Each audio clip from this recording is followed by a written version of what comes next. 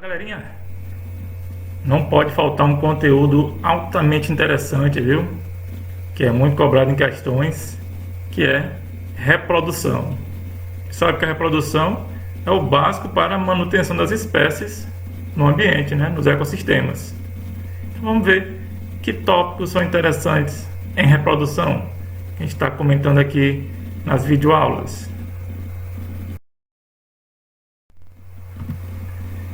Os conteúdos importantes são os tipos de reprodução, que são sexuada e assexuada, a reprodução humana, que vai estar destacando o sistema genital masculino e feminino, e os métodos contraceptivos, que também é bem interessante, viu?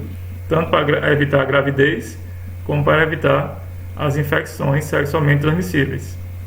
Então, tudo isso a gente vai estar trabalhando aqui no nosso canal Anderson Ciências.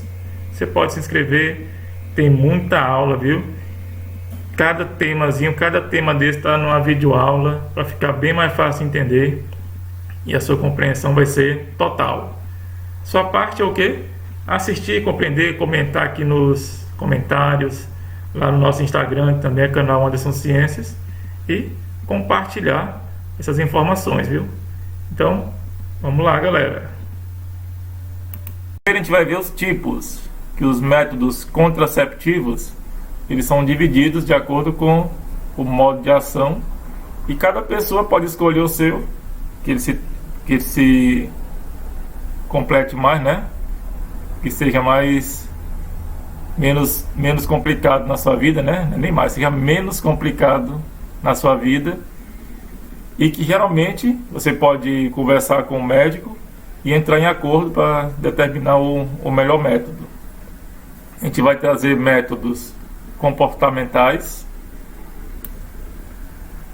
métodos de barreira, que eu acho que são os mais divulgados, o DIU, que é o dispositivo intrauterino, métodos hormonais, que também são bem utilizados, bem divulgados também, e os métodos cirúrgicos, que quase sempre são classificados como definitivos. A gente vai trabalhar nessa videoaula todos esses métodos. É claro que na orientação, na sua conversa lá com o médico, ele vai recomendar o método que tenha, de acordo com a sua faixa etária, sua vida sexual, método que garanta uma dupla proteção. O que seria essa dupla proteção? Que vai proteger contra a gravidez, né? Que seria a contracepção, e também que vai prevenir doenças, no caso as doenças sexualmente transmissíveis, e também o HIV/AIDS, né? Então esses métodos têm que conjugar todas essas funções, beleza? Então a gente vai ver cada um, você vai aí pensando qual é o método que é mais interessante, que dá menos trabalho. Aí você pode deixar até o comentáriozinho, fica mais interessante. Métodos comportamentais. Tem muito a ver com o comportamento do indivíduo, né, com a atitude. Tem esse que é chamado método rítmico. Muita gente chama de calendário ou de tabelinha. No caso, a mulher, geralmente é ela, né? Ela vai calcular o início e o fim do seu período fértil. Aí ela vai ter que conhecer bem as características do ciclo menstrual, o início, o fim, quando é o período fértil, período de ovulação. Tudo isso aí ela tem que conhecer para determinar o dia correto que ela possa estar tendo a relação sexual e que ela não vai engravidar. Nesse caso, ela não está usando nenhum método de barreira, viu? É apenas uma maneira dela, sabendo o dia que ela não está fértil, ela vai ter uma relação sexual sem nenhum preservativo, e ela, de acordo com essa informação, ela não vai engravidar. É arriscado, porque essas datas não são fixas. O corpo humano, ele não é uma máquina com datas bem definidas. Pode acontecer de um erro aí na contagem algum hormônio aí, alteração, e dá um probleminha nesse método. É bem arriscado, mas as mulheres costumam usar. Você pode observar também a temperatura basal, que nos períodos férteis geralmente acontece a alteração de temperatura, especialmente corporal. A temperatura corporal sofre alterações ao longo do ciclo menstrual. E a mulher, tendo esse conhecimento, ela pode perceber, estudar, né, pesquisar qual o dia que ela não está fértil, de acordo com suas alterações fisiológicas, especialmente da temperatura corporal. É um método também arriscado? É sim, porque não é tão definido, né? Porque, como a gente comentou, o corpo humano ele não é bem definidas as datas, as temperaturas. Isso aí pode complicar um pouquinho no estabelecimento, né? No bom resultado desse processo, desse método contraceptivo comportamental. Então acho que, pelo que eu estou percebendo aqui, é bom as meninas e os meninos também, né, dar uma conferida na nossa videoaula sobre sistema reprodutor feminino, também de sistema endócrino, porque para ter uma ideia bem legal sobre esse ciclo, viu? Ciclo menstrual.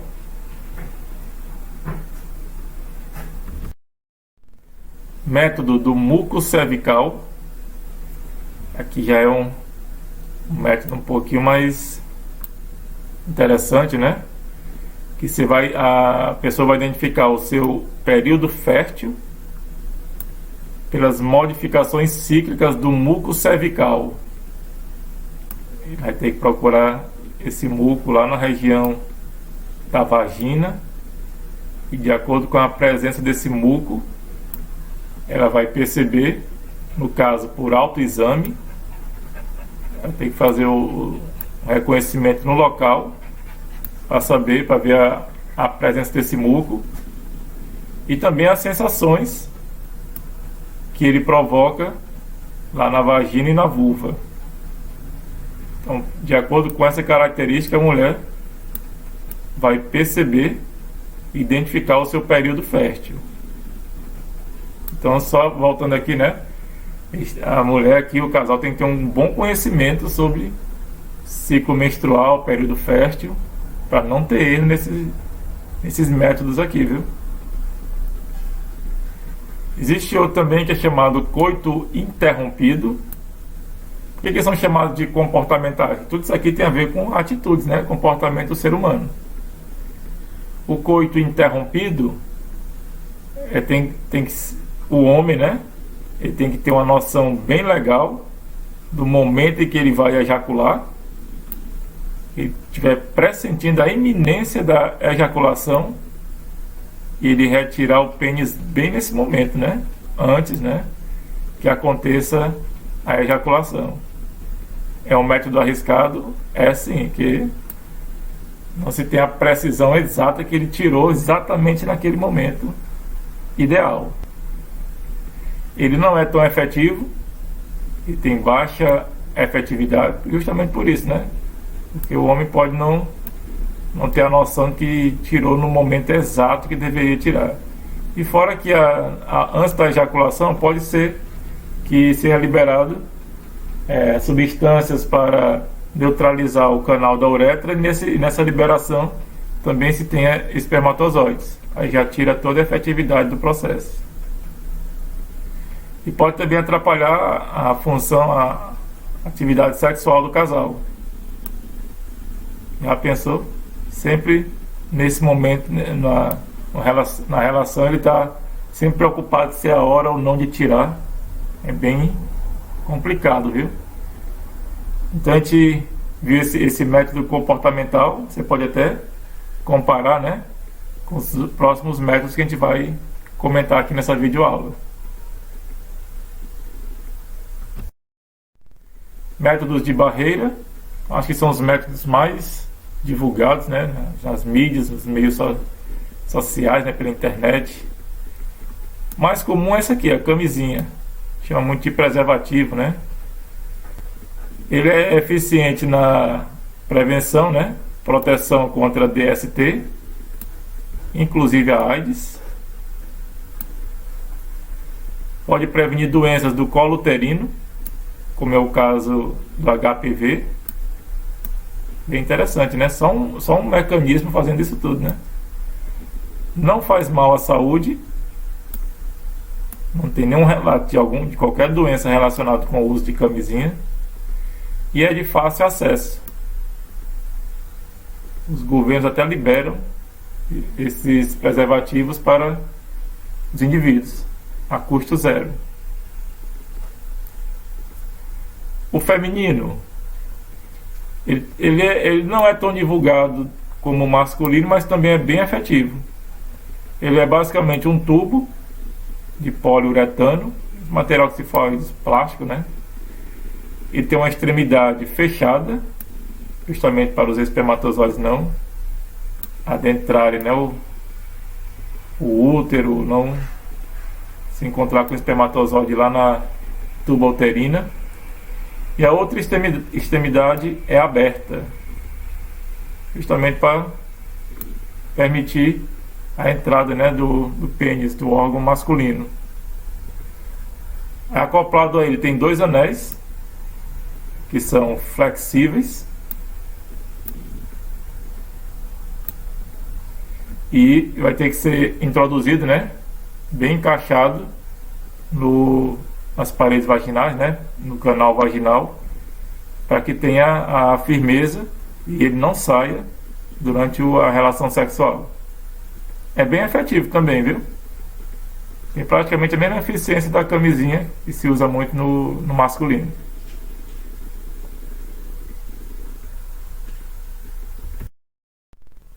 O diafragma também é bastante conhecido, né? É basicamente um anel plástico, né? Esse material plástico aí. Ele é flexível, especialmente para facilitar o encaixe. Ele tem uma membrana de borracha fina, especialmente aqui nas suas bordas, né?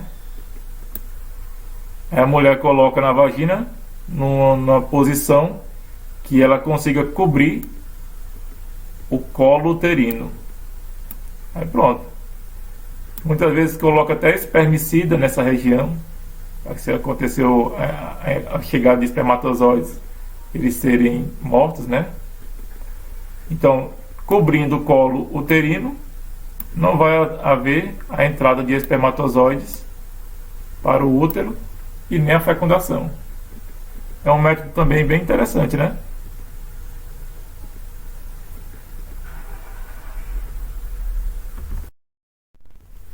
O DIU, ele também é bem divulgado, mas as mulheres reclamam muito da necessidade de intervenção médica, né, para colocação. Esse dispositivo intrauterino, o próprio nome já diz que ele é introduzido no útero, dentro do útero. Ele também é de polietileno, material plástico, né?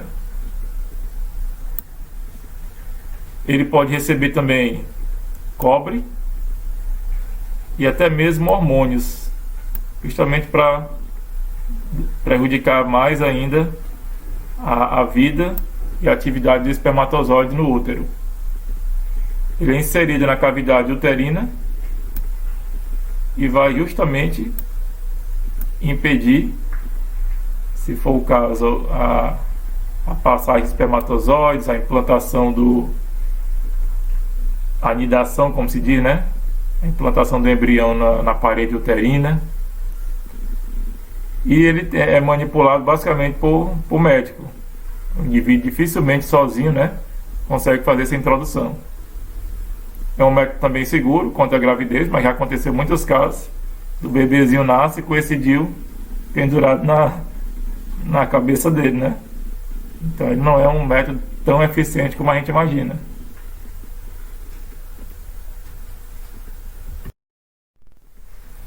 A anticoncepção hormonal também é muito utilizada,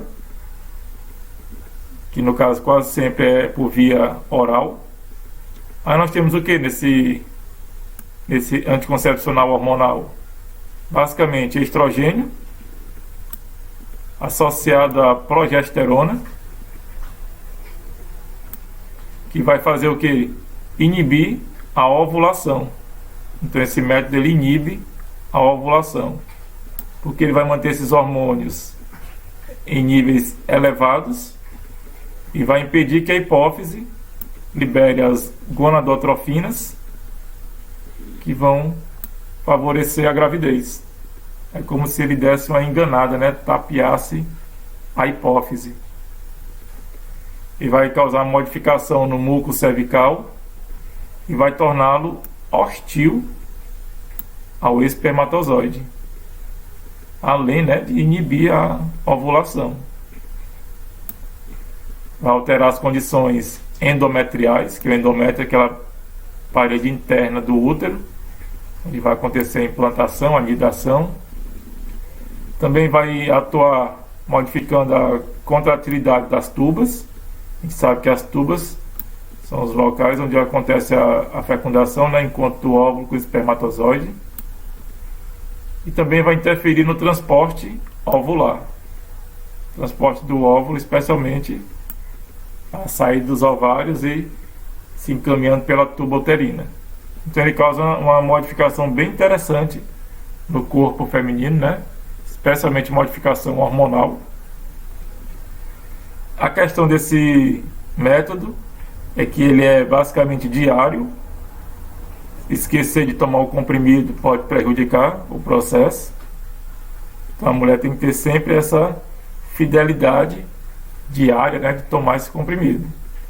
Já foi relatado o caso de associar o método prolongado hormonal com o surgimento de câncer, mas não é comprovado, né, cientificamente, mas sempre gera essa dúvida, né? Mas é um método, se for seguido à risca, é bem eficiente.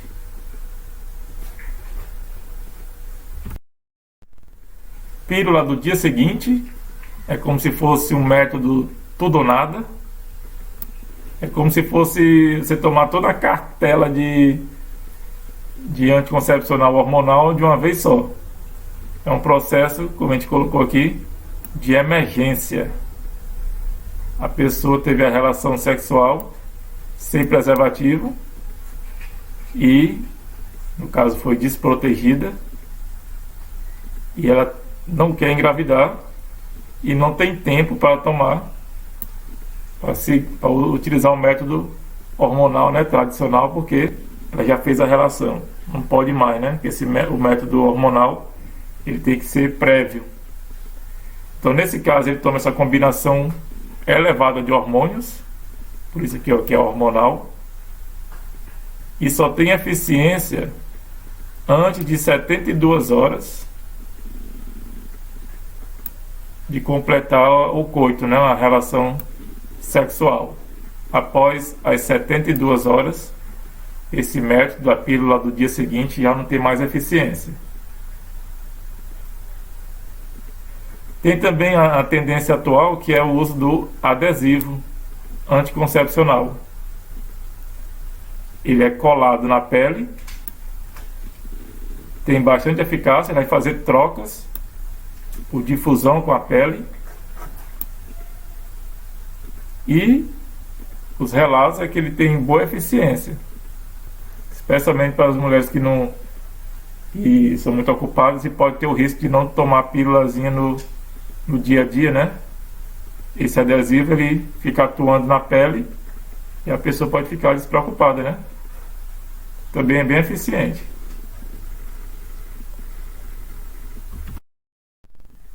Existem também os métodos definitivos, que geralmente são cirúrgicos. A gente vai destacar a laqueadura tubária, as mulheres também chamam de ligadura, né? Ligadura ou corte das trompas ou tubas uterinas, né? Porque o óvulo sendo produzido bem aqui no ovário, ele vai se deslocar pela tuba uterina, vai acontecer a fecundação, geralmente nessa região mais média aqui. O que vai acontecer? O método pode ser um corte ou apenas uma ligadura, né? Como se o médico amarrasse, fizesse um nozinho aqui, que impedisse essa passagem, essa descida do óvulo pela tuba uterina e seu encontro com o espermatozoide. Então ele vai impedir, né, o encontro dos gametas, do gameta feminino com o masculino. É bem interessante, né? Quase sempre é considerado definitivo, a menos que o processo não tenha sido bem feito, né? Mas a eficácia é bem grande. O masculino também pode fazer, o indivíduo do sexo masculino também pode fazer, mas a gente vai chamar de vasectomia. Nesse caso, a ligadura ou corte será nos canais deferentes. Você vai lembrar da nossa videoaula sobre o sistema reprodutor masculino. Tem esse canalzinho chamado canal deferente, que é basicamente a conexão do epidídimo, já com a saída dos espermatozoides, para que ele passe pelos demais canais, né? E chegue até a uretra e saia juntamente com o sêmen. O que vai acontecer? É a ligadura ou corte desses canais deferentes. Nesse caso, o espermatozoide sendo produzido aqui no testículo, ele não vai fazer o caminho de saída, se juntar com o sêmen, né, das glândulas e fazer a ejaculação. Ele pode até ejacular o indivíduo, só que essa ejaculação não vai carregar espermatozoides. Então ele vai impedir a presença de espermatozoides no líquido ejaculado. Bem interessante, né? Muitos homens já estão aderindo a esse mecanismo, que seria, no caso, um método que evita a gravidez, né? De engravidar a mulher, mas não vai impedir uma DST, né? Então, tem que ver como é que está a situação, a vida sexual desse indivíduo. Mas também ele é bem eficiente, viu? Contra a gravidez. Então, a gente agradece a atenção. Essa aula foi bem prática, né? Bem dia a dia mesmo. E esse assunto não pode ser escondido, né? Ele está no dia a dia do ser humano. Não dá para esconder esse conteúdo dos adolescentes que estão entrando na fase sexual. Então, quanto mais conhecimento, melhor. E buscar sempre informação de quem sabe. O médico, o seu ginecologista, né? No caso das meninas. E até mesmo seu professor de ciência, biologia, ele pode também te dar orientações. Então, você confere essa aula, deixa o likezinho, né? Para se inscrever no canal e até mais!